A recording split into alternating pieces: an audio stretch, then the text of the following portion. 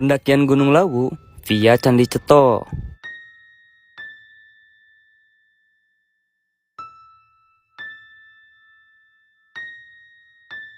Nah, jadi ini aku lagi packing barang yang nantinya akan dibawa ke Gunung Lawu. Oh iya, karena nanti di trek panas, untuk menjaga kulit wajah tidak terbakar, aku selalu bawa sunscreen dari Enpure.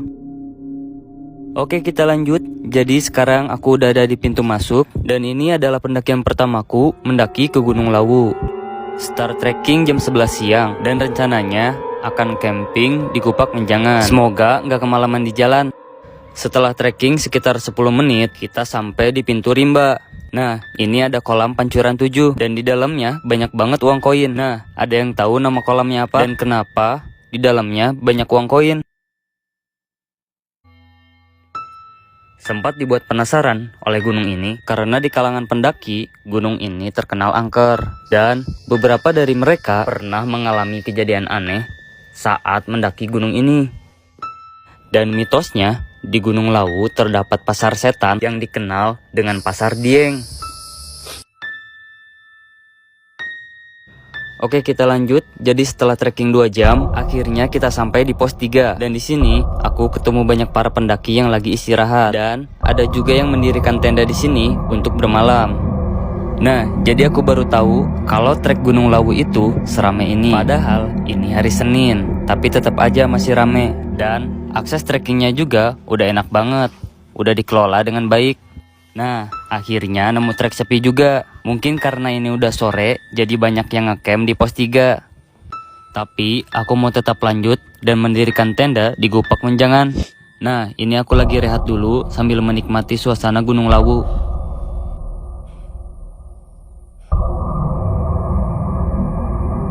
Oke, kita lanjut jalan lagi. Dan di sini aku ketemu pendaki yang baru turun dari puncak. Di sini aku sempat tanya, dan katanya di atas udah gak ada orang.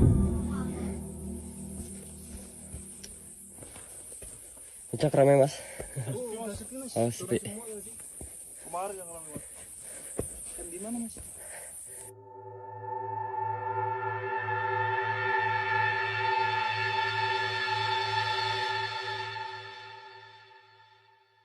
Pendakian Gunung Lawu via Candi Ceto part 2.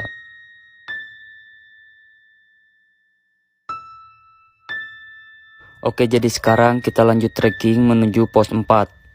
Nah, jadi ini aku udah nyampe pos 4 dan aku lihat di sini ada yang unik karena di tiap posnya ada semacam tempat untuk naruh dupa, dan aku juga sempat melihat beberapa dari pendaki menaruh rokok atau uang koin.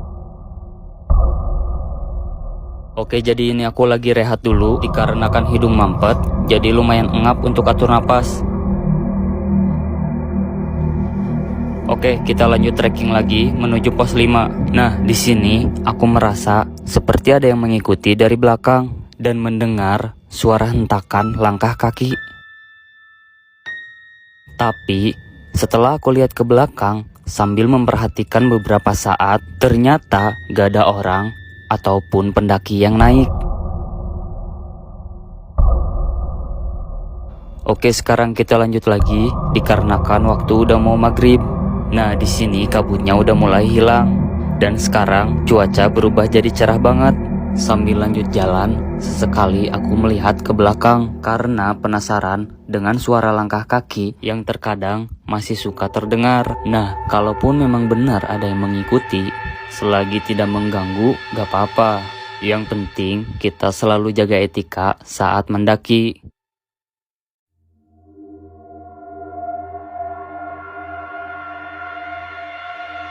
Nah, ini aku lagi rehat dulu sambil menikmati sunset Gunung Lawu. Sumpah ini keren banget, dan awannya juga lagi bagus. Tuh lihat, awannya udah mirip banget kayak Godzilla. Dikarenakan waktu udah maghrib, kita harus bergegas sampai camp area. Nah, ini aku nemu lagi tempat buat naruh dupa, dan di dalamnya banyak banget rokok dan uang koin. Di sini juga auranya udah mulai beda banget. Nah, ini udah mulai kedengeran lagi suara langkah kaki. Tapi setelah nengok belakang, tetap aja gak ada orang. Dan ketika pas azan maghrib, tiba-tiba datang burung jalak seperti menunjukkan arah. Pendakian Gunung Lawu via Candi Cetok part 3.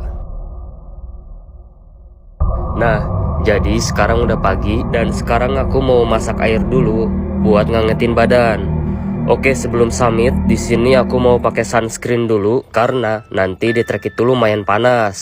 Biar kulit wajah nanti tidak gosong terbakar matahari, aku selalu pakai sunscreen dari Enpure. Oke, jadi ini suasana pagi di Gupak Menjangan dan di sini aku cuma sendirian, belum melihat pendaki yang lagi summit. Nah, lihat nih, sunrise-nya bagus banget kan? Oke, jadi ini aku udah nyampe puncak. Dikarenakan memori penuh, jadi gak sempat ngambil video pas lagi summit. Dan di perjalanan summit pun, aku belum bertemu sama pendaki. Setelah ini, aku mau sarapan di warung Boyem.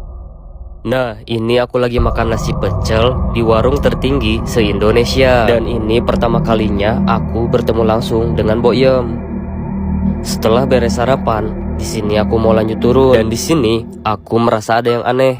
Karena di perjalanan naik ke puncak, serta ketika aku turun, aku tidak bertemu dengan pendaki lain. Nah, ini aku udah masuk pasar Dieng atau pasar setan.